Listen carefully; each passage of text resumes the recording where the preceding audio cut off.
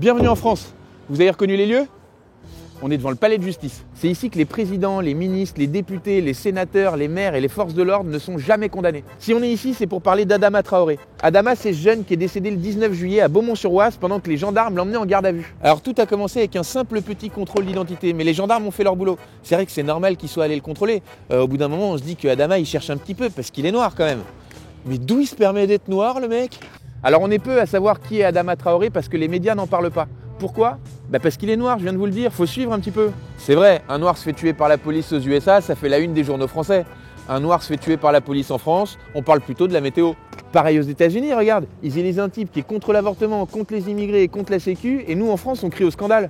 2 semaines après, il y a 3,5 millions de Français qui élisent Fillon et on dit que c'est le réveil de la droite. François Fillon, c'est juste Donald Trump en plus pauvre et avec une perruque au-dessus de chaque œil. Enfin bref, au moment du contrôle d'identité, Adama s'est sauvé parce qu'il n'avait pas ses papiers. Il est allé se cacher dans une maison et il s'est enroulé dans un drap blanc. Un peu comme s'il savait comment sa soirée allait se terminer. Et là, pour arrêter Adama Traoré, les gendarmes ont dit qu'ils avaient utilisé la force strictement nécessaire pour le maîtriser en lui sautant à 3 dessus.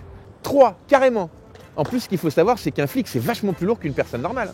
Ah bah t'as déjà parlé avec un mec bourré toi? Putain, qu'est-ce que c'est lourd. Dommage que le poids d'un flic se compte en kilos et pas en neurones. Sinon Adama, il serait toujours vivant. Ensuite, Adama, il a commencé à avoir du mal à respirer, mais en même temps, c'est normal quand il y a 3 abrutis qui font du trampoline sur ta cage thoracique. Pendant le trajet qui mène à la gendarmerie, il a commencé à faire un malaise et une fois arrivé, il était inconscient.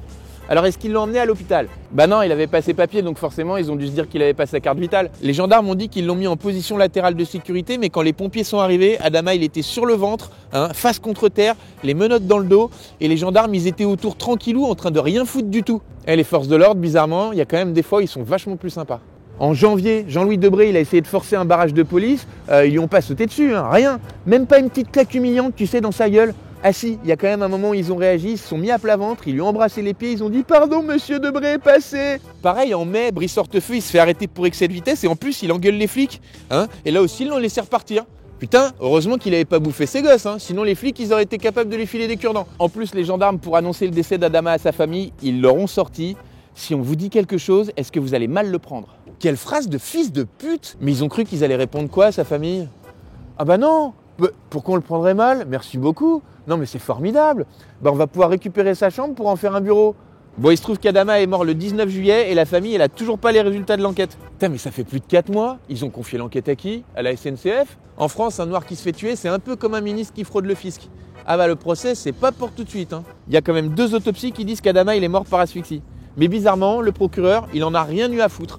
Il a préféré dire qu'Adama, il était mort d'une infection et ensuite, il a dit qu'il avait une malformation cardiaque. Le mec, il voulait tellement pas admettre les faits, il était à 2 doigts de dire qu'Adama, il était mort d'un cancer des ovaires. Des mois d'enquête, un procureur aussi efficace qu'une fourchette pour bouffer de la soupe, t'as vraiment l'impression que tout le monde s'en branle. D'ailleurs, dans les artistes qui ont réagi, on n'a entendu que des noirs, aucun blanc. Par contre, quand il s'agit de se mobiliser contre le Hollande bashing, il y a du monde, À croire que c'est Adama Traoré qui a pas réussi à inverser la courbe du chômage. Et puis si les artistes n'ont pas réagi, les politiques et les médias non plus. Mais bon, en même temps, on peut les comprendre. C'est vrai qu'on était en plein mois de juillet. Peut-être qu'Adama aurait intéressé quelqu'un s'il était mort en burkini.